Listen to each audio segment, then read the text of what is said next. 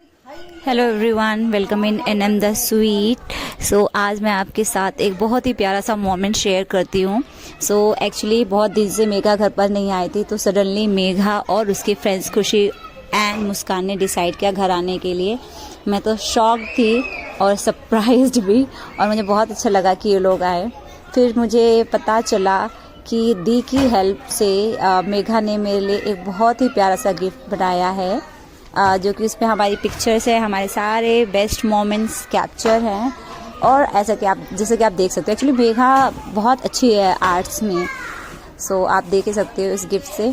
सो मैंने कहा चलो ठीक है, मैं पढ़ती हूँ, लेकिन मैं थोड़ी इमोशनल हो गई, तो मैंने सोचा चलो ये काम खुशी को दे देते हैं। तो सबसे पहले मैंने एक एक पेज को खोला और एक एक मैसेज को प्यार से पढ़ा। और अगेन जैसे मैंने आपको बोला कि पहला क्वेश्चन था ये पिक्चर्स कहाँ से आई, फिर पता चला अच्छा दी की हेल्प ली गई है, और दी की हेल्प से मेघा ने सारी पिक्चर्स को ऐड किया है, और हर पिक्चर के साथ एक बहुत ही प्यारा सा मैसेज था।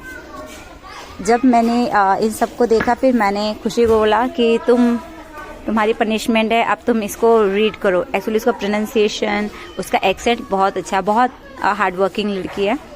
सो बहुत देर तक ये पढ़ने पढ़ाने का काम चला। उसके बाद फिर एक और अच्छा मोमेंट था, लाइक खुशी ने मुझे शेयर किया कि ये लो आपके लिए स्वीट्स है, और ये मेरी फर्स्ट इनकम है, और इसलिए मैं आपके लिए स्वीट्स लेके आई हूँ। सो एक टीचर के लिए और क्या ही चाहिए। बेस्ट थिंग है जब उसका स्टूडेंट अर्निंग करने लग जाए। हालांकि वो कुछ बहुत बड़ी अर्निंग नहीं कर रही थी फ़िलहाल, लेकिन सोच उसकी बड़ी है कि वो मतलब ट्यूशन ही उसने स्टार्ट किया था, और उससे ही उसने बोला कि नहीं मैम, फर्स्ट सैलरी से आपके लिए कुछ तो बनता है। सो मुझे बहुत खुशी हुई। और उसके बाद फिर हम लोग बस हंसी मजाक करते रहे, और ये सब लोग आए थे केशु से भी मिलने के लिए, क्योंकि ये केशु से कभी मिले ही नहीं थे। फिर केशु से हम लोग मिले, फिर हम लोगों ने मिठाई खाई, और ऐसे करते करते हमारा सारा टाइम निकल गया। और मैंने बोला कि आप क्यों नहीं आए, मुझे रीज़न शेयर करो। सो लोगों ने अपना रीज़न शेयर किया आने के लिए। और फ़नी बात क्या है अबाउट फ़नी थिंग अबाउट मुस्कान। सो मुस्कान जो है वो नर्सिंग की तैयारी कर रही है, ठीक है। और जब इसको बेबी को पकड़ने के लिए बोला गया तो इसने मुझे बोला कि हमें से बेबी को उल्टा पकड़ना और उसको मारना सिखाया गया है, लेकिन बेबी की केयर करना भी हमें ढंग से सिखाया नहीं गया। उसको बहुत डर लग रहा था बेबी को पकड़ने के लिए। सो हम सब लोग बहुत ज़्यादा ही हंस रहे थे। बारी बारी से सब ने बेबी को अपने गोद में लिया, और सब ने अपनी पोज दी उसके साथ। ऐसा लग रहा था जैसे केशु हमारा सेलिब्रिटी हो। नो डाउट हमारा केशु सेलिब्रिटी है, क्योंकि वो बच्चे तो हमेशा बहुत प्यारे होते हैं। सो बच्चों के साथ टाइम कैसे बीत जाता है कुछ पता ही नहीं लगता है। और भाभी फर्स्ट टाइम मिली थी शायद, हाँ भाभी के सामने आई थिंक ये लोग फर्स्ट टाइम आए थे, और मुझे तो बिल्कुल पता नहीं था, मैं तो सो रही थी, सो के उठी, फिर सरप्राइज़ मिला। इससे अच्छा सरप्राइज़ और क्या ही होगा। बस बहुत अच्छा दिन था। आई थिंक मेरे इस लाइन में, इस टीचिंग लाइन में, the best part is this only that students keep on loving अस।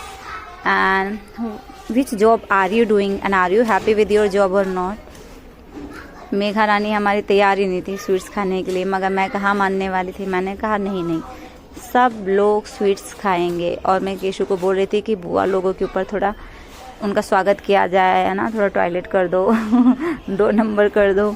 सब लोग बोले थे नहीं ऐसा मत करना, लेकिन हमने इंतज़ाम पहले ही कर रखा था।